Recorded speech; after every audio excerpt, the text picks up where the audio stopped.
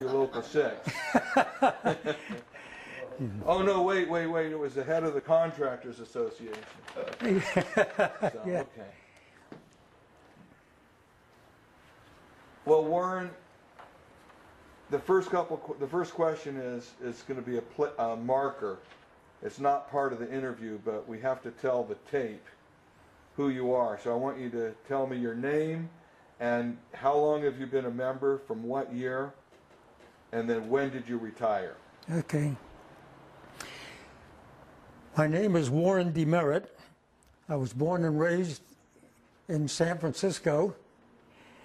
I graduated from Balboa High School in 1937.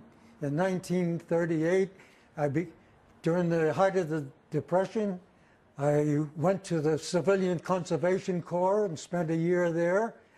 I came back and studied for civil service exams and passed the test to enter city service.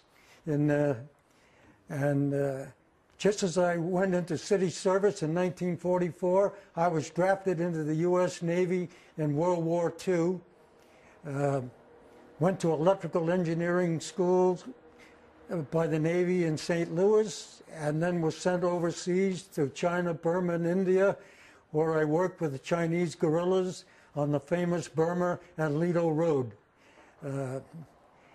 After I came back, I went back to work for the city of San Francisco Municipal Railway from 1944 until I retired from the union in 1989. Warren, thank you. That's good. What effect did Local 6 have on your professional life? How did the local influence your professional life? Well, one of the big reasons was that during the Depression, it was very hard, very difficult to acquire a job.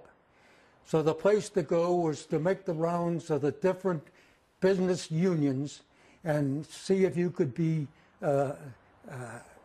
become a member of that union and go to work.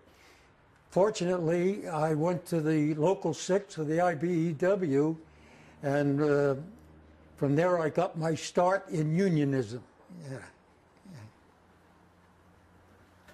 Warren, what effect did Local 6 have on your personal life? What role has the local played in your life? And how would your life have been different without Local 6? I think one of the main attributes to joining Local 6 was the fine camaraderie I had with the different union members. Local 6 was made up of various units, including inside wiremen, electric railway shop mechanics, linemen, motor shopmen, shipyard workers.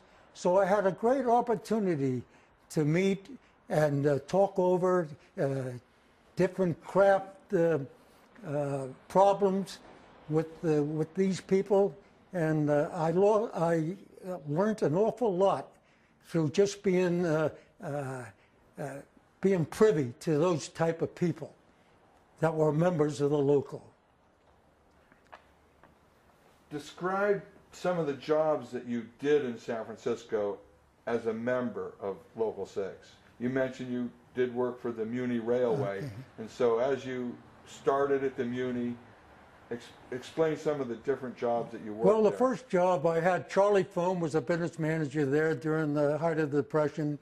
And at that time, it was just before World War II, and the shipyards were kind of booming, so they needed help. So Charlie Foam sent me as a raw rookie to go work for the shipyards. And that's where I got my first start in the electrical game. After the war, I came back and went to work for the Muni Railway in the electrical transit end of it. Became involved in the old streetcars, which eventually gave way to the new trolley coaches that are now prominent among the streets of San Francisco. which led to the light rail vehicles that we now enjoy, that the people enjoy riding downtown.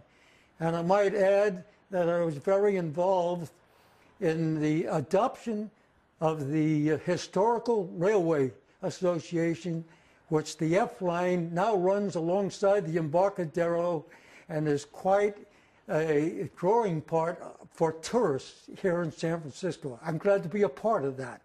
Yeah. It sounds like you were one of the founding, call it member or participants in the Market Street Railway Association? Absolutely, yes. Good, yeah. good. How familiar are you with Local 6's history, and how would you credit that history helped Local 6 get where it is today? Well, Local 6 was kind of blessed with a lot of real good civic-minded people. You started out with Charlie Phone, who later became a member of the Board of Education, which is a very prominent position here in the city for education. There was Bill Reedy, who became a charter board member for the Bay Area Rapid Transit on their first executive board, which brought rapid transit to the city.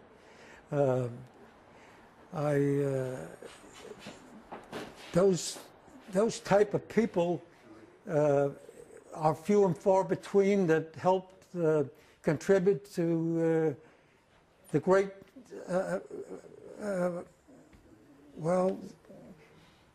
our great history, see, of San Francisco's labor movement. You know, I met many good people in our local. John Walsh sitting here, John Bruni, Joe Parham. You know, there were a lot of dedicated labor people that were very interested in the city, and that it maintained its good relations with the citizens, and you know, it was just an eye-opener and for history of this city. A lot of people are not aware of, and these people brought that to light, and I was glad to be a part of that, and with them. Yeah.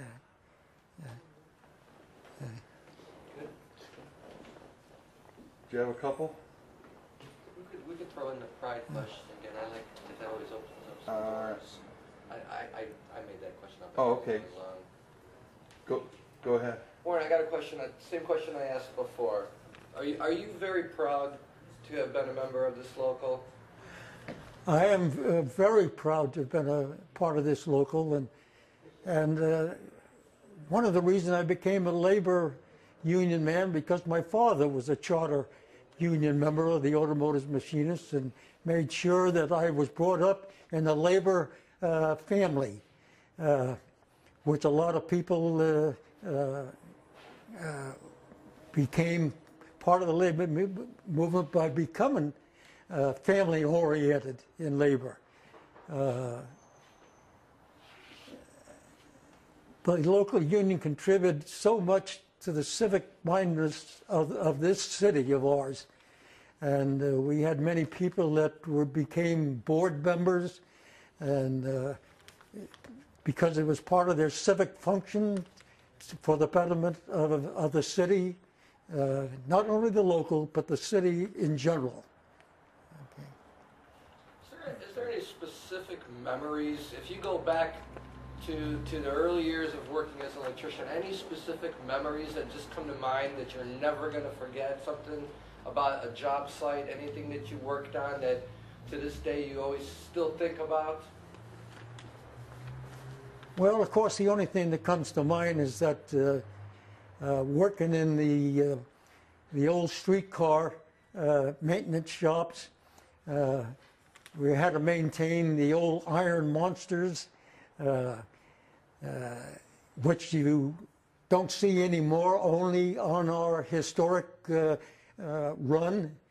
They were quite prevalent in the old days because the city revolved around its transit system, which included all these old streetcars, vintage cars, and they slowly gave way to the new modern electric transit, such as I mentioned, the trolley coach and the light rail vehicle. Was all a part of growing up and seeing these changes. And the only thing that remained from the old school was our famous cable cars. Yeah. Okay. Good. Okay. You passed. I had two additional thoughts. Oh, two of the biggest accomplishments, voter-wise, that the local put through, that are now set for San Francisco's transit. Yeah.